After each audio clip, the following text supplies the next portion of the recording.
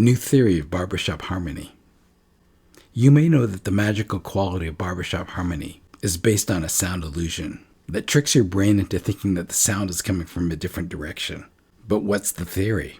The official manual from the Barbershop Harmony Society says that happens from the cancellation of sound waves. When you cancel sound, it can appear louder in one ear than the other. In this video, I'm going to pose a different theory, that the illusion of direction comes from a time delay between one ear and the other. I'll explain how it works and what it implies in terms of pitch, volume, and timbre in this video.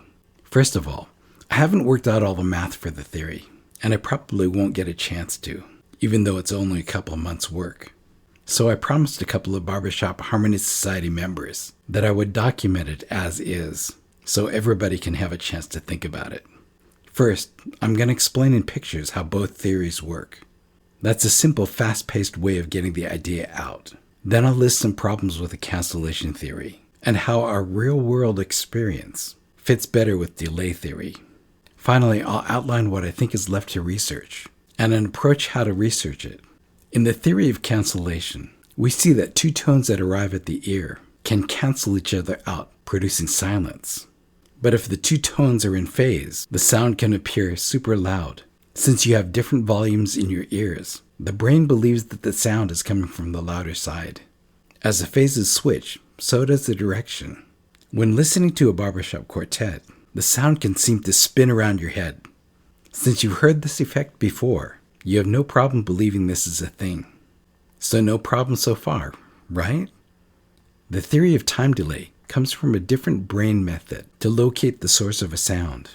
Think of early man trying to survive. The threat is usually not heard as a tone, but maybe a footstep or the sound of a snapping twig. Both these threats are short pulses of sound. The brain can detect the direction of the sound from the time delay between the ears. Well, musical tones can be combined to simulate pulses of sound. A small phase change in one of the tones creates a wild change in the position of the pulse. If the delay between the pulses becomes longer than the distance between your ears, the brain becomes confused and perceives it as a room full of sound or an echo effect. So what are the problems with the cancellation theory? Cancellation theory predicts a quiet volume of the third and the seventh. Those overtones are really quiet, but in practice we sing those parts much louder than this. Delay predicts the volume of the octave. Double the frequency is half the volume. This is independent of how loud the overtone actually is at the octave. So in impact on volume, cancellation predicts the most ringing interval would be unison or an octave. That's where you have the most matching overtones. But that's not what we see in practice. It is difficult, but you can actually ring a unison or an octave. But harmony is more pleasing and natural at the third or the fifth. Cancellation would predict that pure sine waves would not harmonize. If there are no overtones, there would be no cancellation effect. But in practice, pure sine waves do harmonize. With delay theory, there's no issue harmonizing pure sine waves. Again, this matches our observations. There's an implication on timbre here. Since pure sine waves are the darkest timbre, maybe timbre matching is overrated. Cancellation does not predict the leading tone tuning. We love microtuning the leading tone, but the pitch is the 81st harmonic of the dominant 5. That overtone is not only really quiet, but is also out of the human hearing range. So, what's going on here? This is not a problem for delay theory, since the 81st harmonic is one of the main pitches that make up the simulated pulse. Finally, have you heard the ringing sound of some quartets? Then, have you heard the loud buzzy sound of other quartets? The cancellation of tones creates a ringing sound of a bell through the perceived pendulum motion of the sound source. The buzz, on the other hand, is the fundamental sound of periodic pulses. That is what is simulated by the tones. There are other things to be explained, but this is enough for you to get started thinking about them. For the math, we want to know what pitches make the best simulated pulses. How good can be measured by signal to noise. That is, how big is a simulated pulse compared to everything else. It turns out that the perfect fifth gives us the best combination of two tones. To calculate the volume of the perfect fifth, we could use Fourier transforms. But the simplest way that gives us the same result is by correlation theory. How much power of one signal there is in another. You multiply the signals. How much of each tone there is in our perfect pulse. The harmony of the fifth has the effect of muting two pulses and accentuating one pulse. Can we repeat this by muting two and accentuating one? This would be the fifth of the fifth, or the ninth.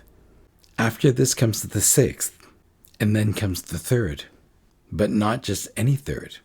The cancellation theory predicts the just intonation third, but delay theory predicts the higher pitched and buzzy Pythagorean third. Many parts match our observations, and a few do not. If you've ever been asked to tune your thirds high, you may be trying for a Pythagorean third. By rote, it is known to be useful and sound good, even since Pythagoras. But it's a bit complicated, since we need to predict why we prefer the third above the ninth and the sixth. Here's where my research ended.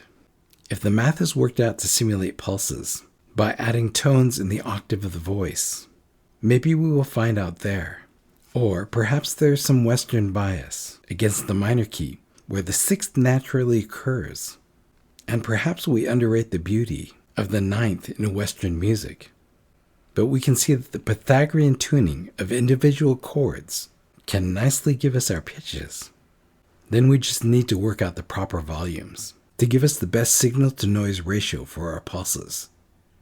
One approach to work out the math is to use Audacity to generate the tones and to sum them.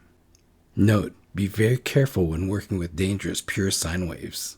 Their piercing sound can damage your hearing if played at any but the lowest volumes. Another approach is to write a program that steps through the values of a sine wave and plots it, then sum it with various frequencies and volumes. This is essentially what you get for free from Audacity, but with more control. Or maybe the best is if you have access to MATLAB, then you have it all. The theory sounds good so far, and this little bit doesn't sound so big. So what more is there to be done? Well, Barbershop Quartet contains various other chords besides major chords. There is the seventh. Once we assume good tuning of the major chord, we add the signal-to-noise effect of the seventh. Does the distance between the pulses now exceed the distance between our ears? If so, that would match our observation of confusing the brain to the source, filling the room with a buzzy sound. Then there are the minor chords. Does a lower effect match our observation of having a lesser illusion effect to the major and the seventh chords? Then there are the various inversions of the ninth chord, with the root or fifth missing. What volumes should be sung for each tone by our theory? This theory should finally be able to predict the proper volumes. And what about the different inversions of the various chords so far? Can we predict the proper volumes for each voicing? This theory should predict the relative volumes, independent of the chord root pitch. Then there are the half diminished, and augmented chords to work out. Sounds like a good 6 months research. So you wanted something to think about. Have fun.